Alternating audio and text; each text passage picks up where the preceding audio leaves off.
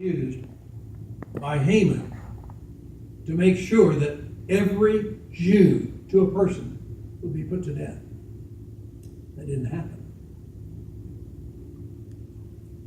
Why didn't it happen? God is bringing Esther to the throne for such a time as that. So he's using something very tragic, very wrong, and yet God is going to take something that's very wrong and make sure that through the circumstances that follow, the right person will be brought to the harem of the king and chosen to become the next queen. And she's going to be queen at precisely the moment that she needs to be there. And she's going to have a skin coloring and texture that will not make her look any different than the Persians. Both the Persians and the Jews were of Semitic background. And she is not going to reveal her identity as a Jewess. And there's nothing wrong with that, and the scripture is going to make that clear. It wasn't keeping a secret, but there was no reason for her to say this. We're going to see why, the way in which God is going to use her in the kingdom when she comes to that point. So when I see this statement here, that the law of the Medes and Persians cannot be changed, it's a final word. It doesn't always prove to be that way, even though that's the way the law states. Verse 20, when the king's edict which he will make is heard throughout all his kingdom, great as it is, then all women will give honor to their husbands, great and small. Now, was a positive result anticipated by this edict of the king? Yes. Yes, it was. Can obedience of wives to their husbands be legislated in a happy marital relationship? Certainly cannot. Certainly cannot.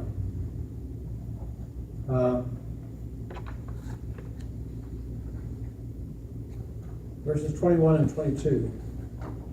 This word pleased the king and the princes, and the king did as Memucan proposed. So he sent letters to all the king's provinces, to each province according to its script, and to every people according to their language, that every man should be the master in his own house, and the one who speaks in the language of his own people. So how was the counsel of Memucan received by the king? It was agreed upon. He's pleased. He likes this. What measure was taken to assure that all the people in the kingdom would get this message? All right. Taken to every province and is printed in everybody's language so everybody would understand. So he's taken all the necessary measures to make sure that everybody hears this. What was the thrust of the king's edict? Well, the thrust of it is, man, you're the man of the house. Take charge. Be in charge. And the language of the husband should be the language of the household.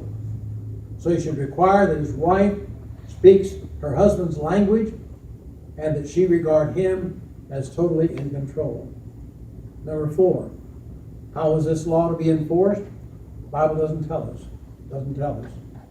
Except by the fact that when a law is made, it's usually anticipated that people will obey, but we know throughout history, laws are often broken. Number 5, would there have been any difficulty in getting the news out to everybody? No, there was not.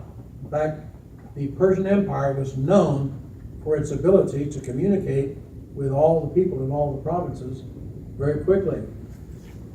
Number 6, what happened to Vashti? We don't know. No record given. There is a tradition that says that she was executed, but that's just tradition, so nobody can say for sure. Now, in summation of this chapter, what lessons are taught? Let me share with you some, and you may think of others that you want to share also. Pride and arrogance feeds on belittling other people. Is that not a lesson of this chapter? Mm-hmm. Whose pride and arrogance are we talking about? Kings. And he's taking advantage of other people, proving himself to be the one in charge by embarrassing other people. A second lesson is the tragedy of intolerance. Here I'm thinking primarily of drunkenness, but this can be true of other things, such as overdosing on drugs.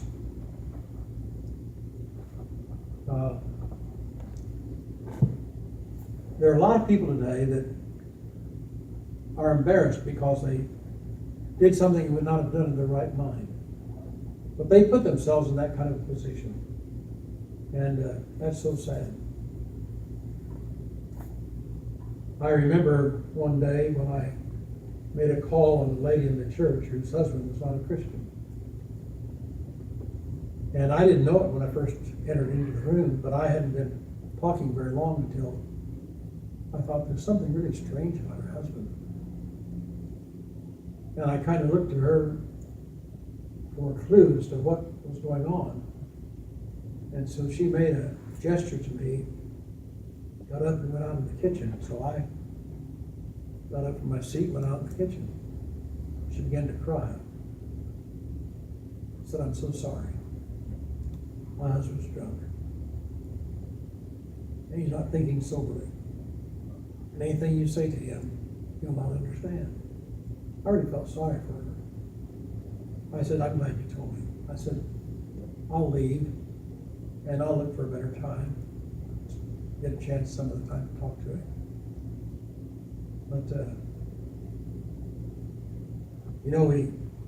the news is filled many times with people killing others by driving while they're drunk. Mm-hmm.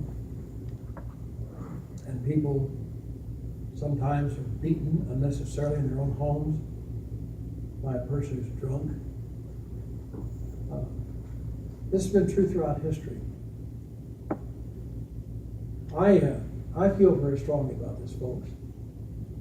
I think that we really have to be careful with the word wine. I am fully aware of the fact that wine, not all wine is intoxicating. I'm very much aware of that.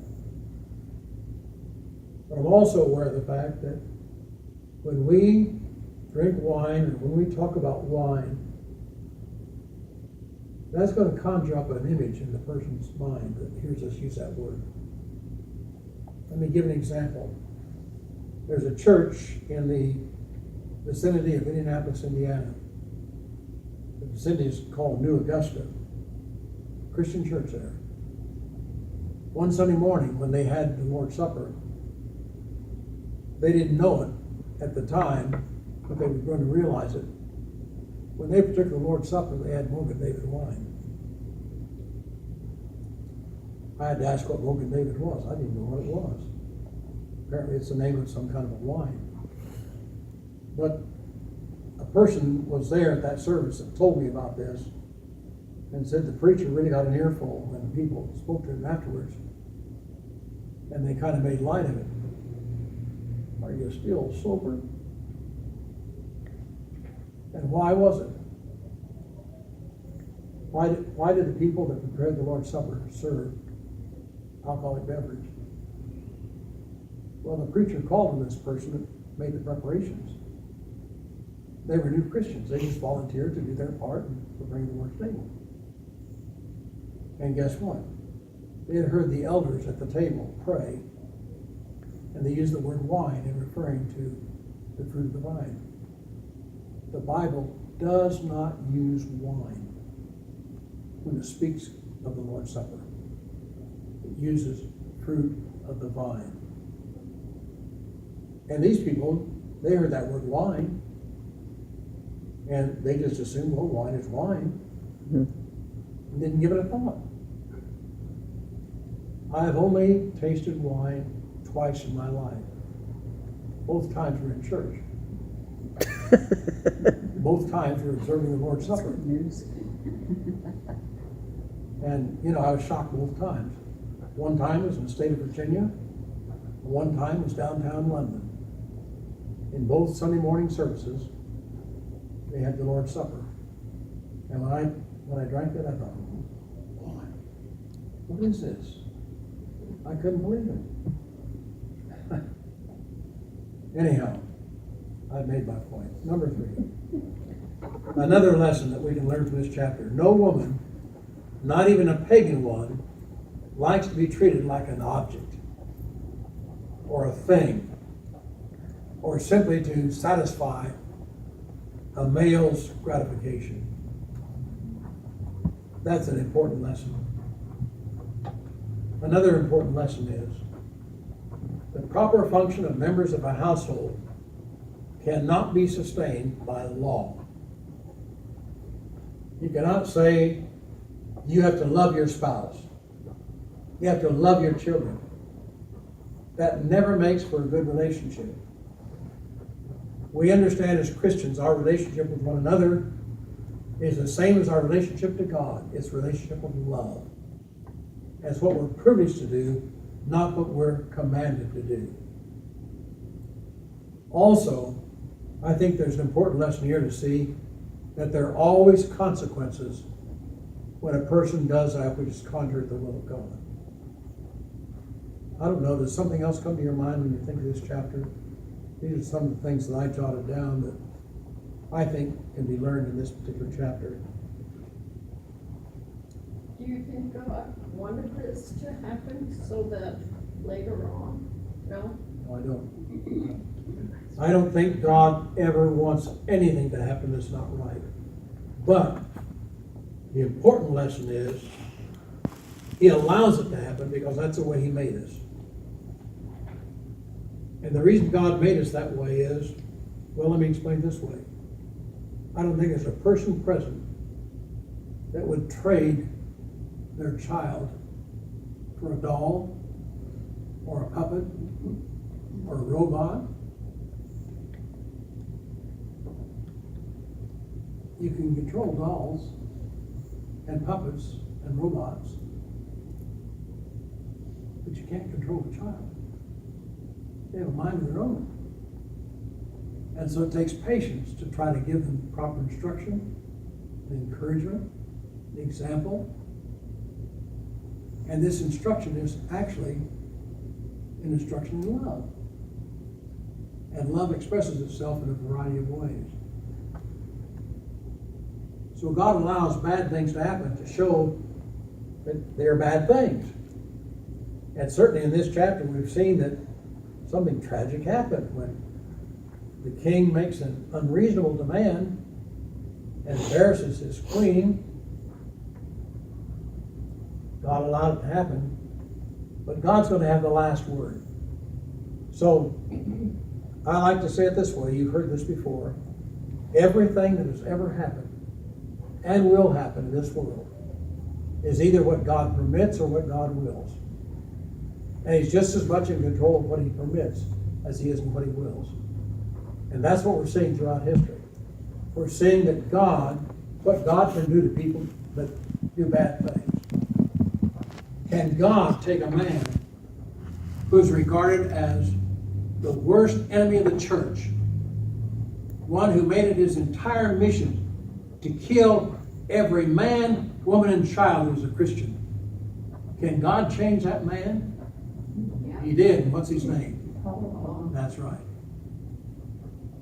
Did God make something good come out of his life? Yes. Sure did. But He didn't have to force him. He did it by love. Mm-hmm. He made His will known to him, and he became aware of what he had misunderstood in the Bible, got his mind straightened around, his life was straightened up. All right, let's get a couple of questions here on chapter 2. Verse 1, after these things, when the anger of King Ahasuerus had subsided, he remembered Vashti and what she had done, and what had been decreed against her. Now, what is meant by these things in this verse? What's that referring back to? Yeah, everything we read about in chapter 1. That's the things he's talking about here. So this is following right along. Now, the interesting thing is, between chapter 1 and chapter 2, there's a lapse between 3 and 4 years. That's important for us to remember here when he says, after these things from the king's anger had subsided. It took him that long. Took him that long, that's right, yeah. He finally realized who he had missed, and he's reflecting back. And well, do you ever think back to things that happened a long time ago and you wish it never happened that way? Sure. Yeah, you know, how many things we do differently if we just do as much then as we know now, at least we think we know now. Have there been any battles with Greece between them in chapter 2? No, I don't think so. I'm going to think about that for a while. I was thinking if he was preoccupied with war, that maybe it hadn't. He was come to making mind. plans for it during this particular time, yeah. Mm-hmm. And that could very well be the thing that is, that's a good question. Because that was part of the purpose that most people understand the banquet was, to get everybody all psyched up for making a big, concerted, successful attempt to conquer Greece, make it part of the Roman Empire. So there had to be a lot of shipbuilding going on, and from all the ships that they had at that time, and mustering an army of 200,000 men to go and fight that battle. So I'm sure that he had plenty of things to keep his mind occupied. Number 2, verse 2, then the king's attendants who served him said, let beautiful young virgins be sought for the king. So what counsel is given to the king? Get a new girl. That's right. Get in a new girlfriend. Let her become your queen. They probably suspicioned that the king was not being satisfied the way he wanted to be satisfied, and he all of a sudden now is really missing the kind of life that he's living, and there's not been anybody replaced as the queen. And number 2, does this counsel involve sacrificing young virgins for the purpose of satisfying the king's lustful indulgence? Oh, yeah. Yes, it does. That is what's really kind of sad. Let the king appoint overseers of all the provinces of the kingdom, that he may gather every beautiful young virgin to the citadel of Susa, to the harem, into the custody of Hegal, the king's eunuch, who is in charge of the women, and let their cosmetics be given them. Now, what criteria was used to determine those who would be brought to be a part of the king's harem? Beautiful, young. That's right. So the primary thing here is, how does she look? Beauty seems to be at the top of the list. But, you know, there's got to be more to love than beauty. And what is beautiful about a person? For some people, it's the way they look. For other people, it's the way they behave. For some people, it's a matter of character. Some of the most beautiful people in the world probably would never win a beauty contest. But those who know them regard them as really being beautiful because of their kind and generous spirit. That's equally true with men. Some are handsome, some are not. But the thing that really makes a man attractive to me, and I'm sure to many of the women too, is the man's character, the man's thoughtfulness, the man's considerateness, his general behavior. It was the custom for the kings in the ancient world to have a harem, and the harem was primarily for the king's sexual satisfaction, gratification, get the word out right here.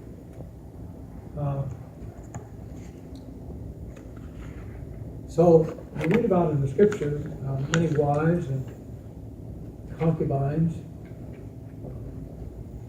Who's the one name in scripture of a king that comes to your mind when you think of somebody that carried this to the excess? Solomon. Solomon. Yeah. 700 wives and 300 concubines. My. And this Hegal that we're talking about here was a trusted eunuch that was in charge of the harem. One writer said that he was probably a repulsive, ugly old man. And I have to agree, that's a pretty good guess. We don't know, nobody took a picture of him. Predates cameras, but he was obviously a trusted person. Why didn't the king choose one of his harem to be the queen to replace Vashti? Apparently, there was no one that really stood out in the mind of the king to occupy this important position. Obviously, he had many to choose from, but he's seeing them in a little different light now, that he's looking for somebody to actually be the queen. What was the purpose of the cosmetics? That was to help them to be beautiful.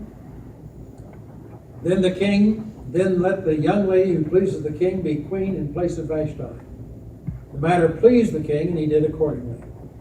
So was the king pleased with this suggestion? Yes. Yes, he was. The word please in the Hebrew language is made up of two words. It means to please the eye. In other words, it's what looks good, what I like to look at, what I like to see. Now, Josephus describes the lustful king. This is not pleasant, but let me read to you what Josephus, writing about the way people thought in that day.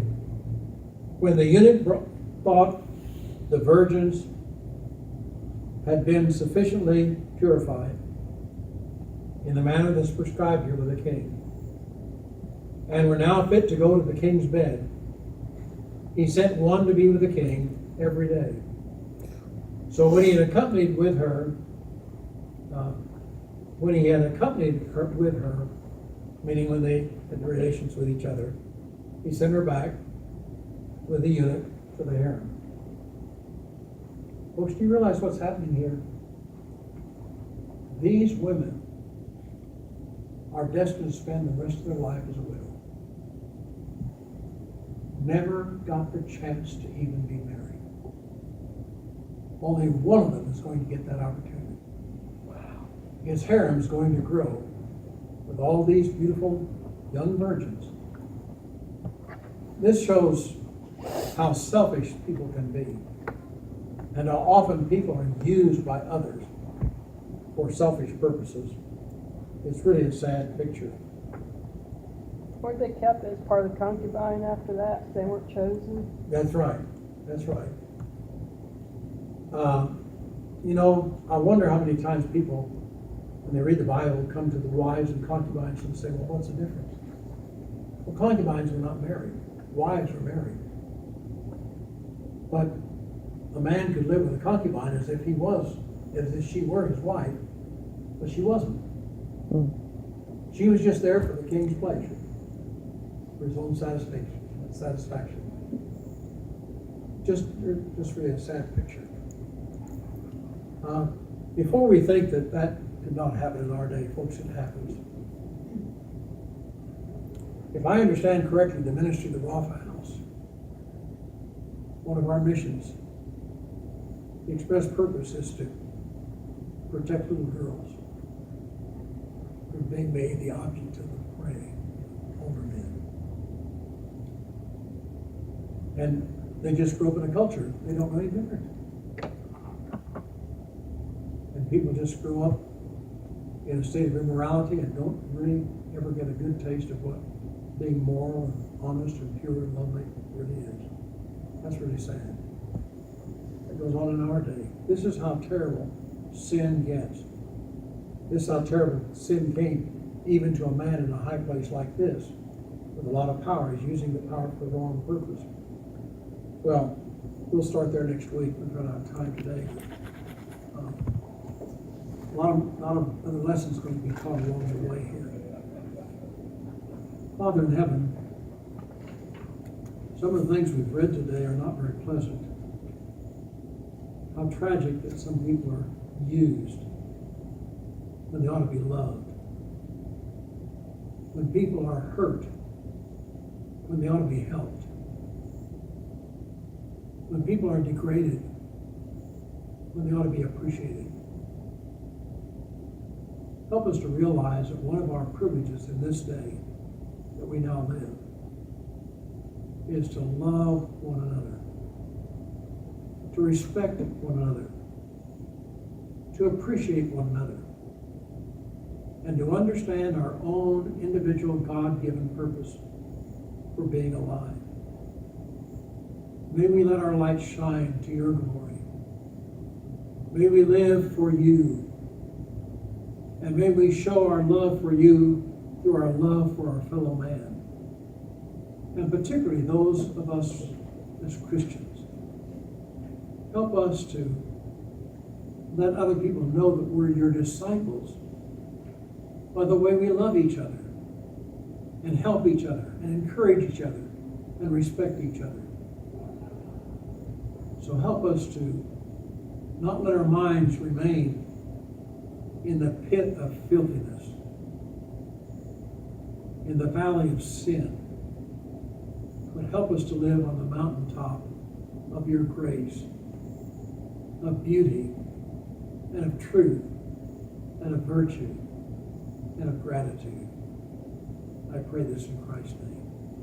Amen. Amen. Thank you, Professor Bourne.